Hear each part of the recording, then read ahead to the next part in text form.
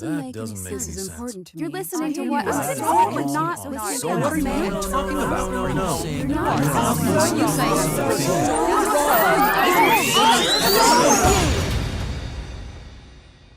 My life is enriched every single time I get to know one of you. My life is better if I can engage in that civil discourse. And civil discourse does require a choice, and it does require practice, and the practice starts with listening. We always go into uncomfortable dialogue thinking that our viewpoint is right. We're all guilty, right? If we are able to not necessarily change our minds about other people, but at least speak with them and gain a better understanding of where they're coming from, I think we're much closer to being the country that we want to be.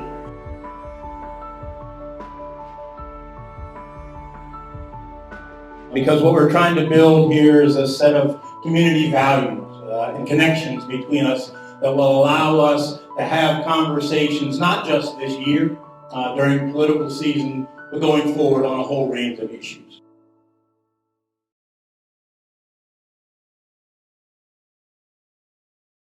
From Western Michigan University, this is We Talk. Today's program is part of the We Talk Fall 2020 series. The purpose of We Talk programming is really to foster a campus culture of responsible and respectful civic and political engagement. Individuals and organizations taking part in these programs hope to elevate our discourse. It's critically important to listen and learn from thoughtful people with fundamentally different opinions. In these turbulent times, universities have a unique responsibility. WMU can set an example by fostering a culture of respect for viewpoint diversity. The quest for knowledge can thrive when we open our minds to engage in difficult conversations. Our students, faculty, and staff have come together to provide this series in just that spirit. Welcome to today's program. Good afternoon and welcome. This is the fifth and final program in the Fall We Talk series at Western Michigan University. My name is Malia Roberts, and I serve as president of WMU's Administrative Professional Association. It's my pleasure to serve as co-host of this program, Lean Into Difficult Conversations. I've chosen to be a part of We Talk because I love the free exchange of important ideas. Today's program will have 3 parts. We'll lead off by viewing an 11-minute TED Talk segment featuring national free speech advocate and speaker, Zachary Wood. Then WMU faculty will share their thoughts via a panel discussion. Our TED Talk speaker, Zachary Wood, is an activist for free speech and dissenting opinions.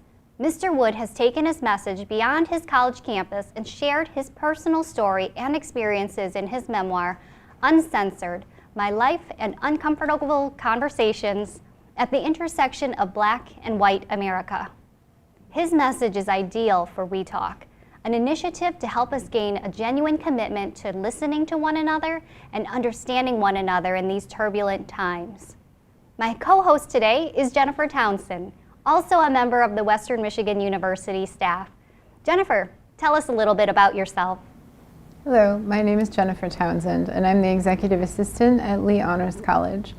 I got connected with We Talk through my efforts to bring faculty and staff together to try to promote viewpoint diversity with our students on campus and help them become more comfortable with opposing views. I'm really excited about this program, and I hope that more people will become involved with it throughout the year, especially since this is such a difficult and controversial time. Thank you for joining us today. Thank you, Jennifer. Now we invite our viewers to watch our TED Talk video. Please click on the link.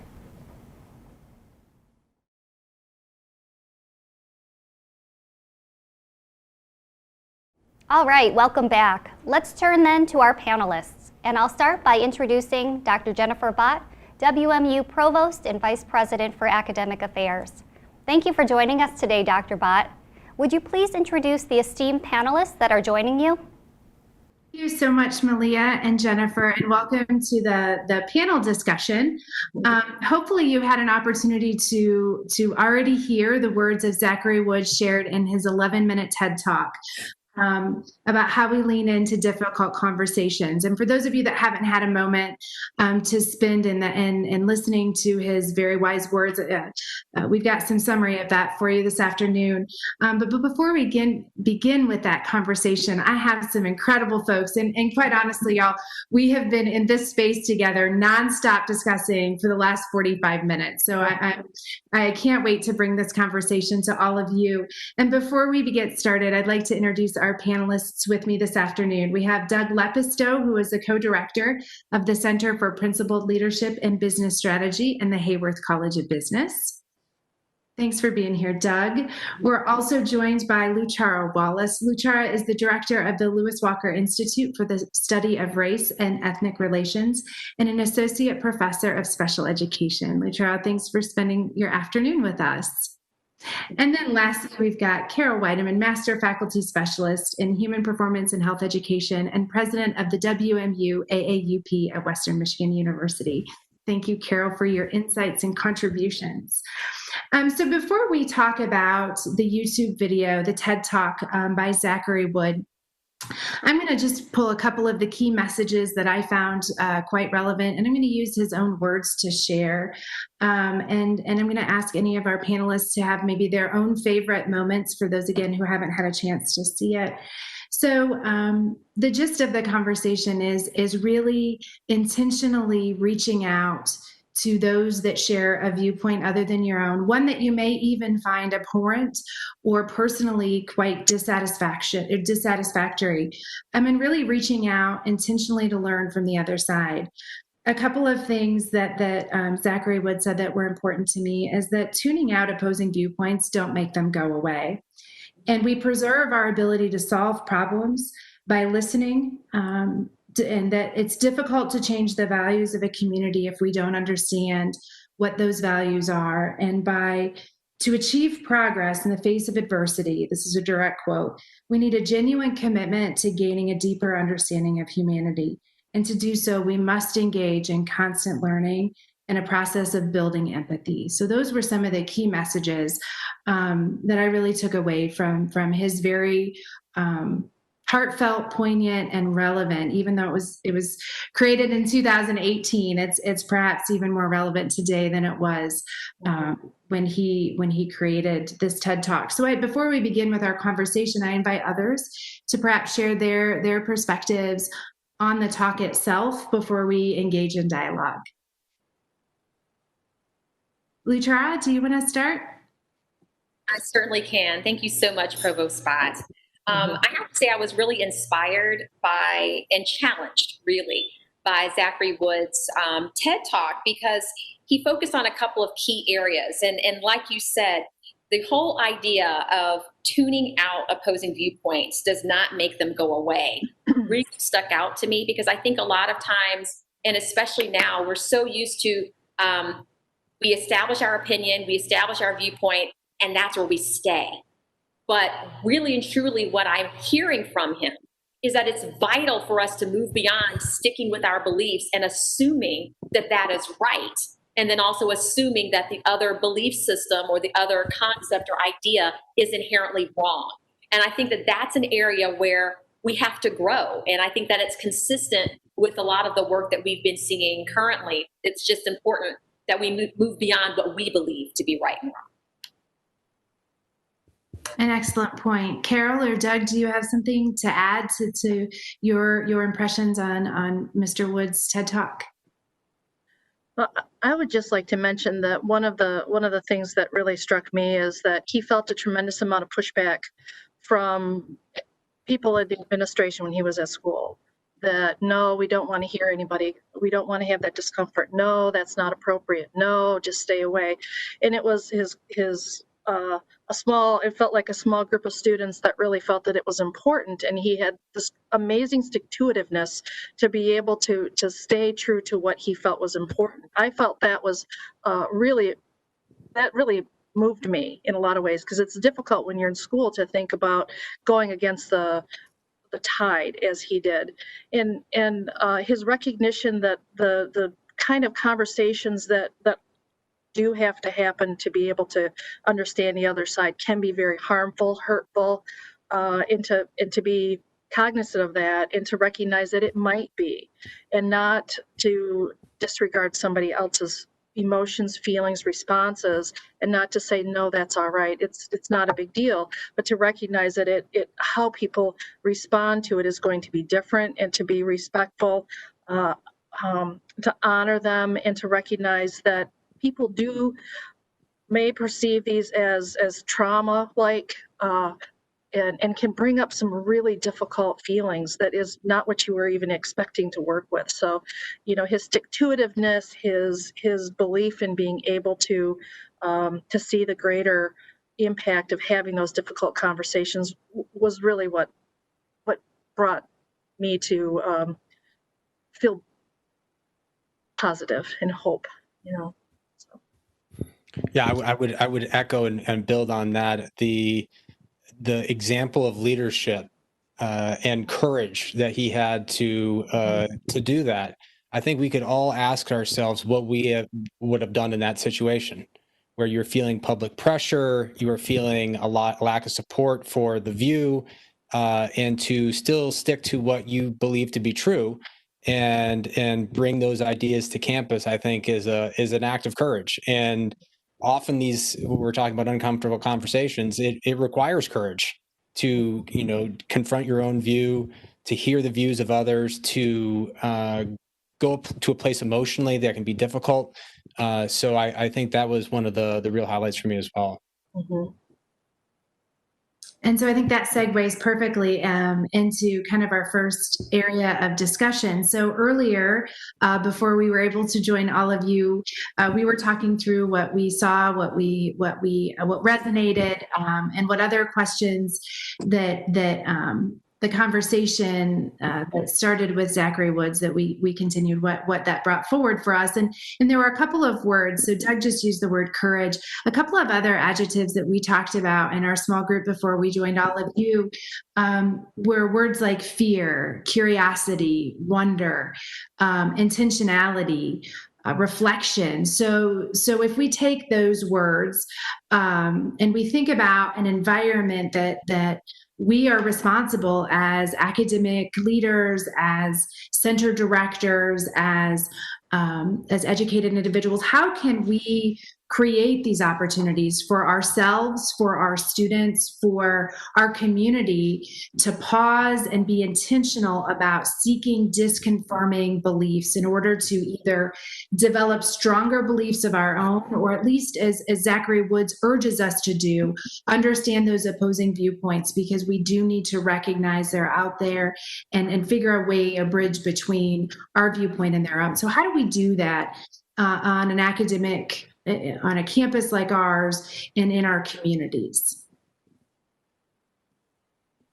Who wants to take that softball? I mean, I'll start with a very partial answer, which is, and maybe frame it a little bit more broadly too, is that to the degree we don't succeed as a university in providing diversity of thought, we are failing as an institution in society. I mean, the point of tenure and that we all covet is to be able to be contrarian, provocative, to take views that advance our understanding. And we really advance our understanding when we challenge views and we welcome the challenging of our own views.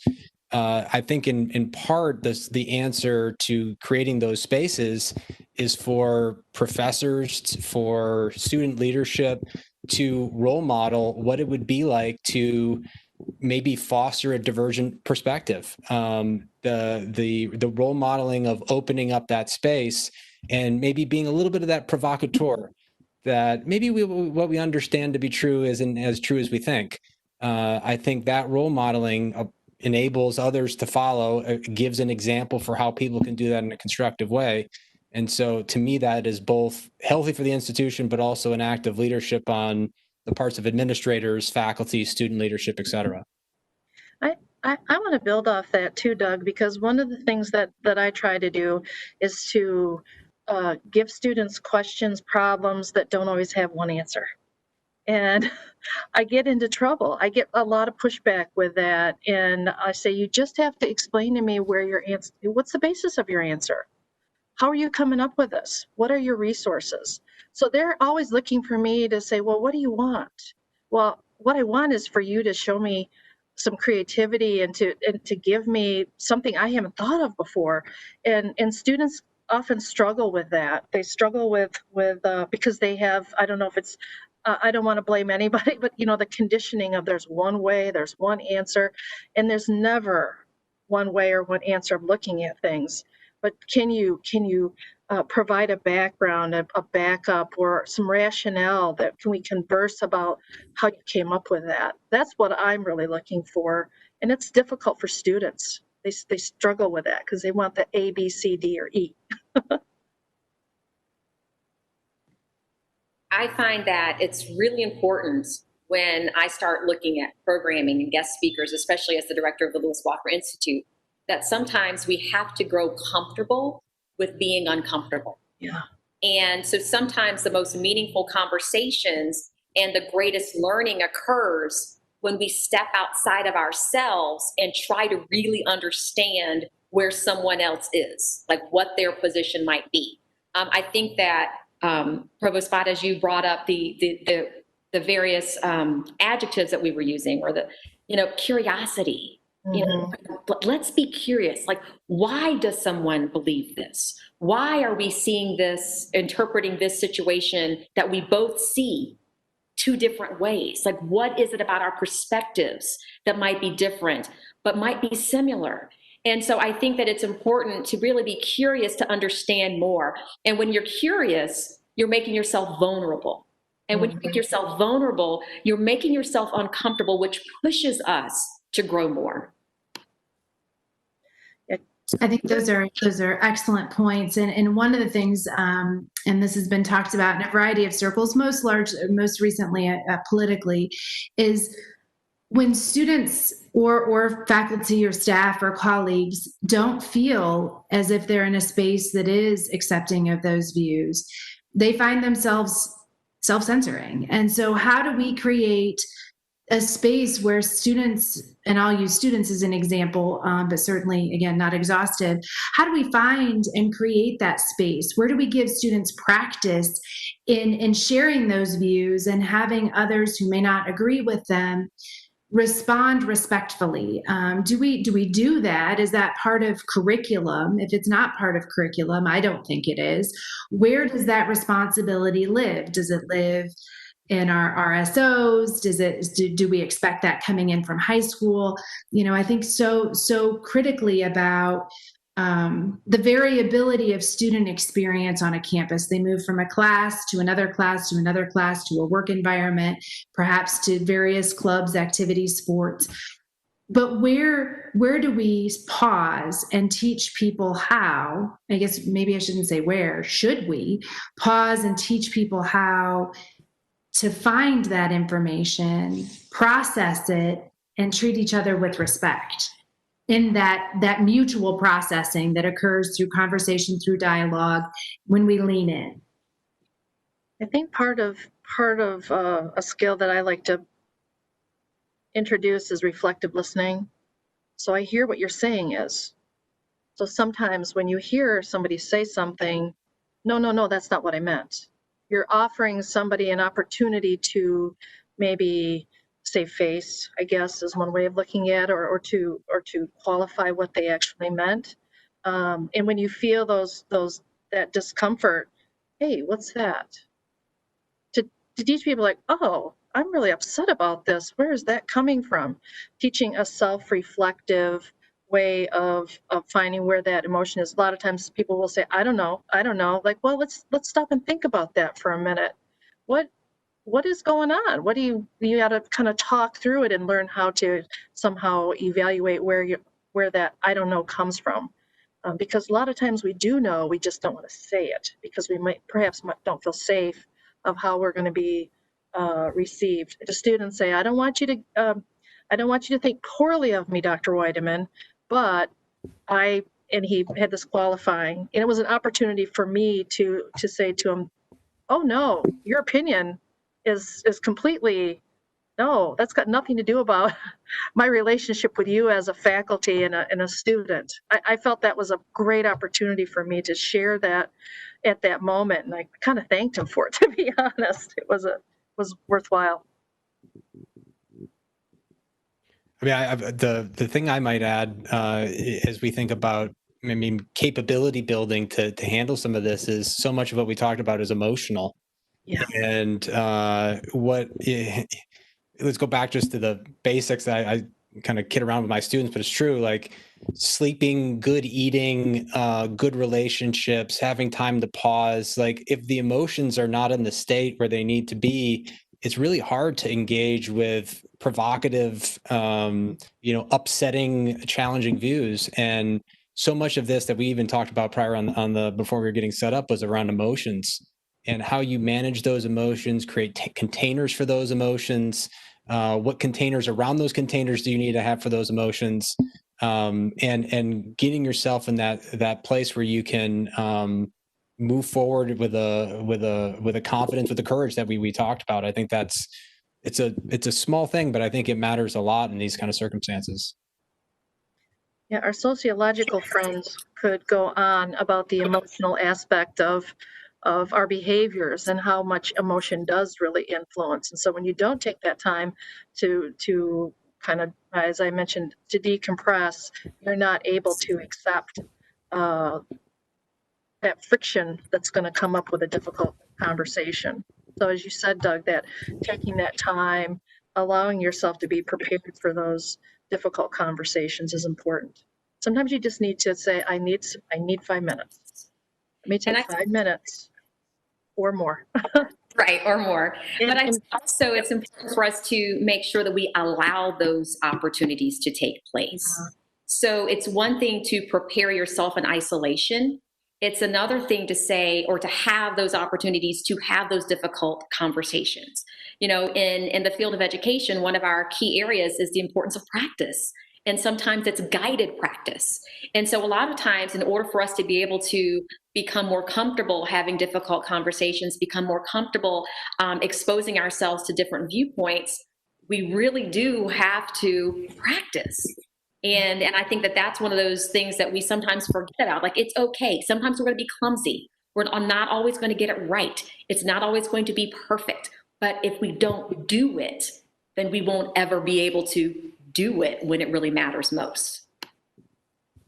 And Luchar, that's a great segue into how can we practice on our own, and then how can we practice as a collective? And so, Doug, earlier today in our pre-show conversation, you were talking about some of the things that you do personally to intentionally expose yourself and almost desensitize yourself to the diversity of not just opinion and thought, but really, as you said, like parallel universes. So can you talk us through that a little bit? Because I think those are the things that we can do as a starter to get ready for the guided practice that we may experience either within our majors, our minors, our work environments, et cetera. So Doug, why don't you share a strategy, and maybe if there are other strategies, I think that's helpful for people to get started.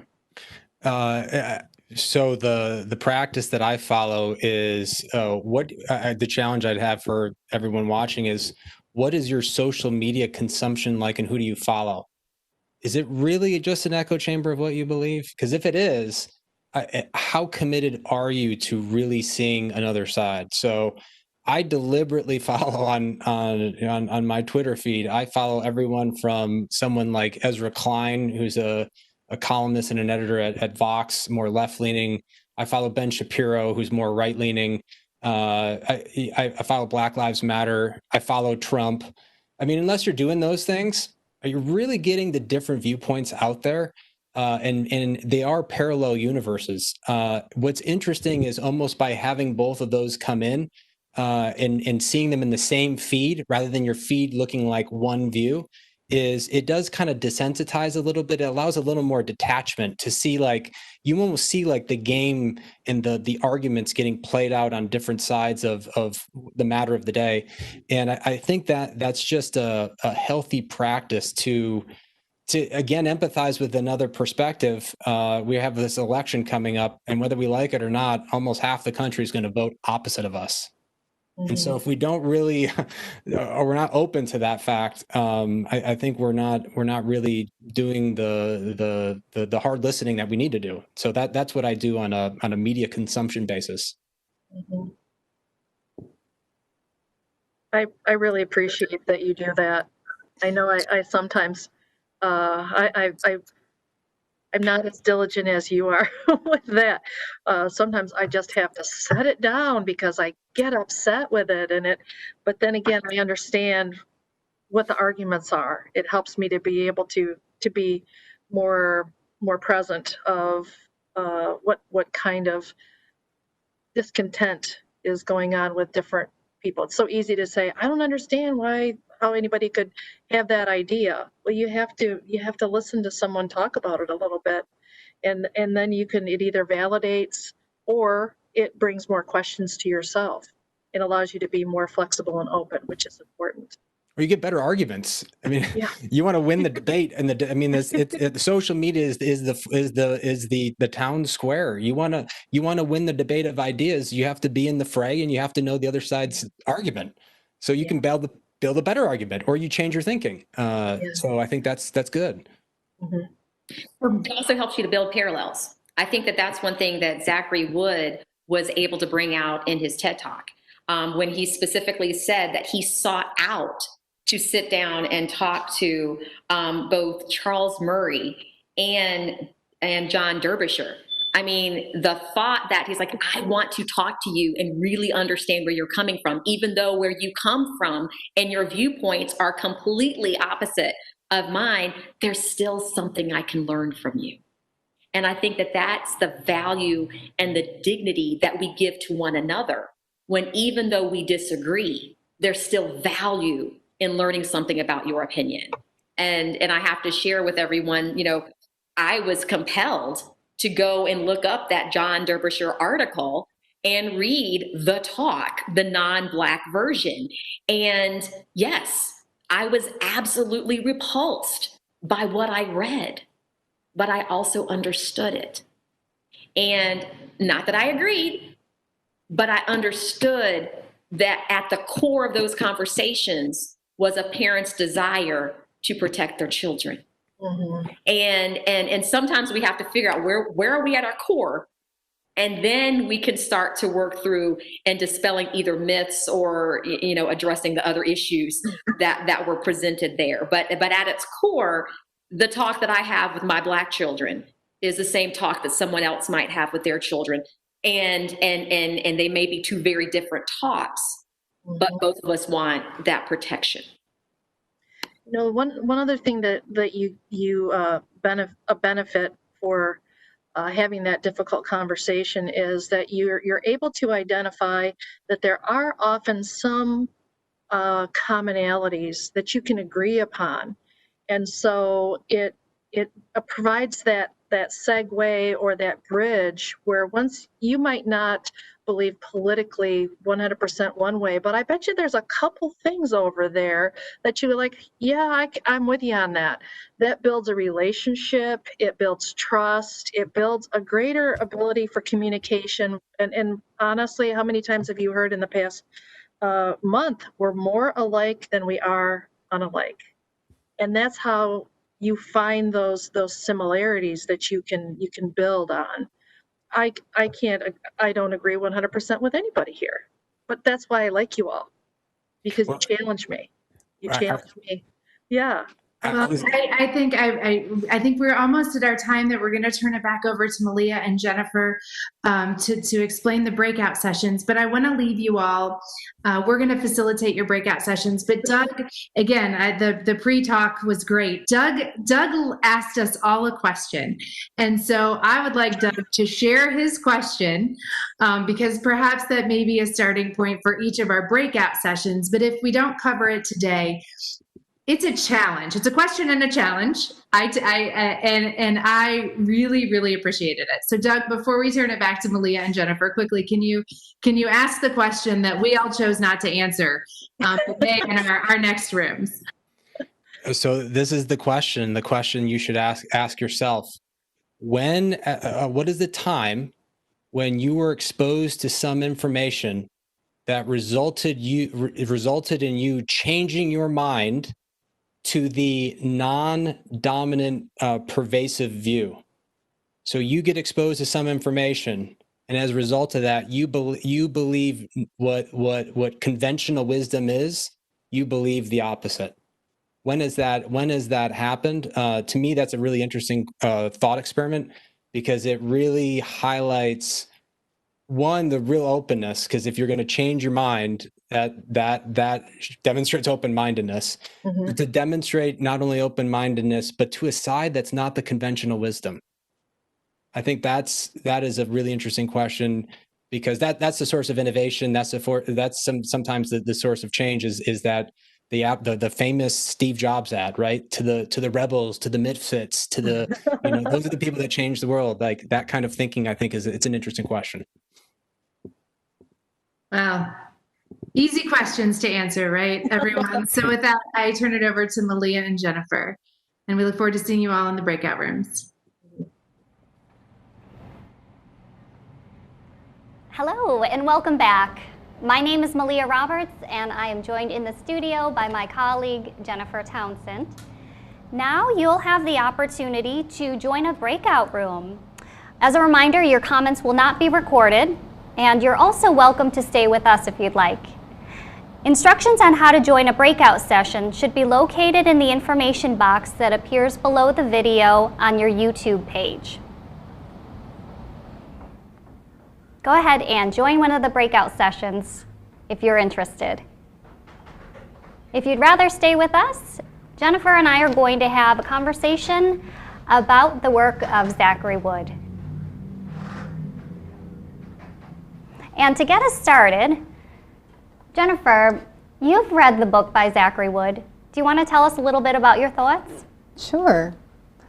So if you haven't read the book, you're not familiar with Zachary Wood, it's called Uncensored, My Life and Uncomfortable Conversations at the Intersection of Black and White America. And this is a memoir that really takes a very detailed look, and the word unflinching gets tossed around a lot with memoirs, but it really is unflinching in this case, at the hardships and the challenges that Zachary faced growing up, and how he was able to learn from those experiences and help them shape who he became as an adult, and someone who was able to take those experiences and discover how to have difficult conversations about things that people don't want to talk about. He tells you straight out that he is absolutely a liberal Democrat, and when he went to Williams College, joined a group called Uncomfortable Learning.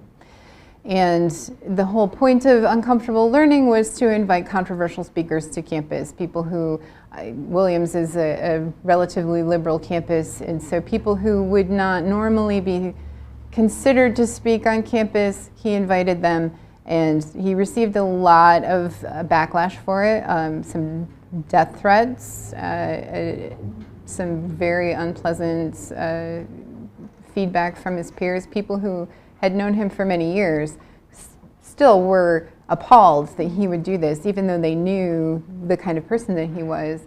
The book is very worth diving into. I think it's a lot more detailed than his TED, which is sort of a shortened version of it. But some of the major points that stand out to me that he briefly touches on in his TED, but goes into more detail in the book, are the importance of finding common ground with people, the importance of being able to understand, for lack of a better word, your opposition, so that you know where they are coming from. You can understand why they think the things that they think. And through that understanding your own views better, why you believe what you believe, where those beliefs are formed from. So, oh, thank you for that. We invite you to watch the TED Talk video in its entirety. again, it's Zachary Wood, and understanding why it's worth listening to people with differing opinions. One of the major takeaways for me from watching the TED was how introspective he was with this whole process. And really, what resonated with me was when he said to listen, to learn, to gain a deeper understanding of myself and others. And that was really meaningful for me. I found it to be really compelling because it was putting the focus back on yourself and coming from a place of understanding. And often we may seek out opinions that differ from ours, and really want to learn from others and learn more about the position that they're taking. And so Zachary Wood talks about the power of using that opportunity to help formulate our own thoughts and why we feel and see things the way that we do. What was a major takeaway for you from the TED Talk? I think the point that he makes about there's always something to gain from someone else's perspective. And that's something that I have often said to people, even before I discovered Zachary Wood, is that everyone you meet has something to teach you. And if you keep that in mind when you go into any situation with a person and have that openness and that humility and the willingness to learn from that person, I think can go a long way to establishing a common ground with each other. And I think once you are able to have that common ground, it's much more difficult to dehumanize the people that you disagree with. And I think that leads to much more civil discourse and a lot more peace. Mm-hmm. Mm-hmm. As an undergraduate student, I had picked up a minor at the last minute, and that minor was in conflict studies and negotiation. And I thought that this would just be something great to add to my resume, when in fact, I have really utilized those skills in addition to my graduate and undergraduate degrees in communication, as the basis for the conversations that I have in my personal life, in my professional life, in my academic life. And it really does help to ground me in terms of coming from a place of understanding and hearing people and making sure that I'm engaging actively in these conversations and asking a lot of why questions. Why do you feel that way? Why do you believe that? Because I think that as opposed to just saying, I feel strongly about this subject, coming from a place of this is why I feel so strongly about it, helps us to create more common ground, more understanding. I think another, and this is pulling from the book rather than the TED, and again, I encourage you all to read the book. It's a very quick read, but it's intense.